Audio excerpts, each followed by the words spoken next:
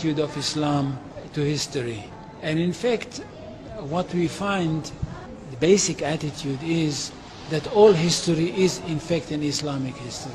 That means that all the major figures of history basically are Muslims, from Adam down to our own time.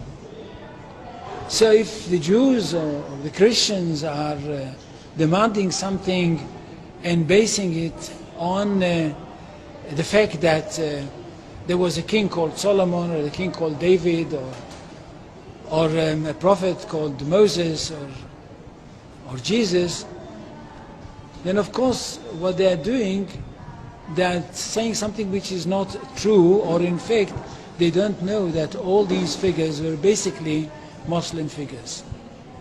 They were, in fact, since the creation of the world there is only one religion, and this is the religion of Islam.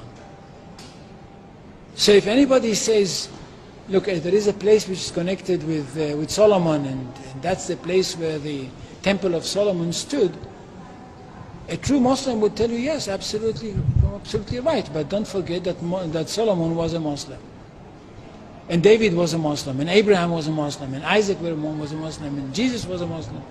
This is what I mean by the Islamization of history. And you can understand that through Islamization of history, you've got Islamization of geography. Anywhere which was connected with these people, or with these prophets, which were all Muslims, becomes a Muslim territory.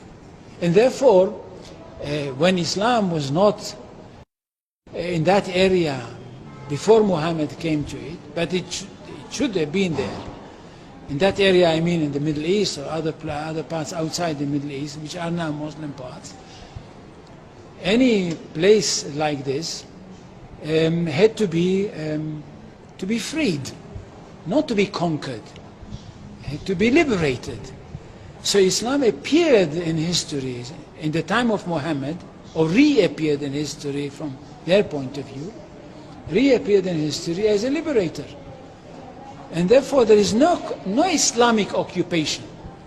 If somebody occupied anything, it would be always somebody else, not the Muslims. So there is no Islamic occupation, there is only Islamic liberation.